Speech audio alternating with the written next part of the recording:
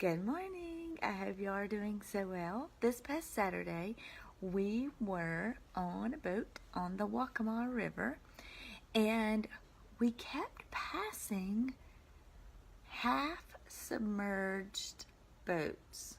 So half of it was underwater, like sinking boat. Half was underwater, and another half, was protruding out of the water.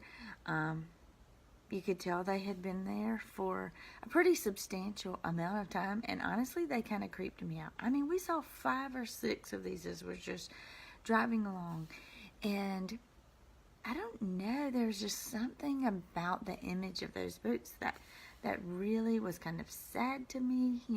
Each boat, I thought about, like, there's a story behind it. There were happy, fun memories and times made on those boats. But now they are just markers of a storm, I assume, that happened. And so, my desire is somebody come and remove these boats. Like, why are they just, I assume from the last hurricane our area had, why are they just still in the river? Or, like, if the water's deep enough, just fully submerge it. But this whole, like, hey, sticking out half submerged boat just doesn't feel right. It doesn't look right. And it's a reminder of something that was destructive. I guess that may be what creeped me out.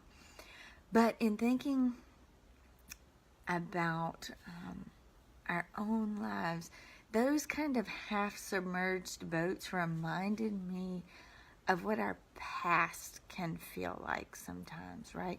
There are things that I have done in my life that I will wish I could undo until the day that I die. I will carry a sense of just sorrow and regret over some choices that I've made in my life. And I'm excited that when I get to heaven, I think that record will be wiped away. I don't think regret lives in heaven. But those boats, I've honestly think I've come to a healthy peace with my past based on what truth says about our past. Because what we want to do is, number one, just like I want somebody to come take these boats out of the river. Like, we just want that past event that evokes sorrow and regret in us to just, can we just have a big fat eraser and remove it? We want it removed from our story. Okay, but that's not going to happen. Or we want it completely just hidden and submerged, like if we were to sink those half-submerged boats where nobody could see them and they would just be forgotten on the bottom of that body of water. And really, that's not a healthy way to deal with our past either. I have, in my own making peace with my destructive choices in my past, I have looked to Paul, because I am so grateful for Paul, because Paul lived with an awareness of his past all the days of his life. If you've read much about Paul, he is always reminding people that he was a persecutor of Christians, that he was approving the death of Stephen, that he sought out and put in prison people who followed Christ. He was always reminding people of that. And I don't believe it's because he was chained to his past. I believe it was because those markers in his past reminded him of God's unlimited patience and grace with him.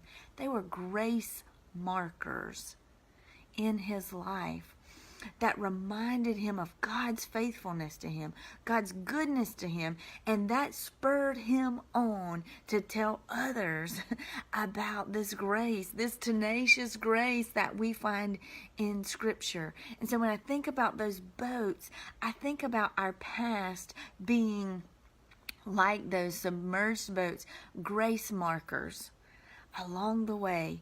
You know what? that was a really destructive storm in my life. But there's a part of it that's always in my consciousness that reminds me of God's patience with me, of his compassion, of his grace. And that spurs me on in a healthy way. It's not a tied, incapacitated, paralyzed by my past. It is I am ever aware of my past because it stirs a gratitude to the Lord, and it stirs me on to want that for other people. So we don't have to remove the bad things from our past. We don't have to hide the bad things from our past.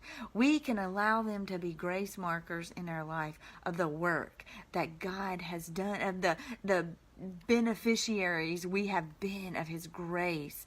And so I share with you out of 1 Corinthians 15 today, where Paul says, "For I am the least of the apostles, who am not worthy to be called an apostle, because I persecuted the church of God."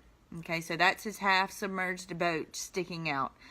I am the least of the apostles because I persecuted the church. But he goes on to say, but the grace of God, but by the grace of God, I am what I am, and his grace toward me was not in vain. I want that spoken over my life. I have needed a lot of grace, but I want somebody at my funeral to stand up and say, you know, she messed up plenty. She did a lot of she made a lot of destructive choices in her journey and trying to figure it out. But in the end, by the grace of God, she was what she was, and his grace was not in vain to her. So next time I see a half-submerged boat, I'm going to just say, that's a grace marker for reminding me that those things in my past, they don't hold me, and I don't have to continually try to submerge them to the bottom of the sea.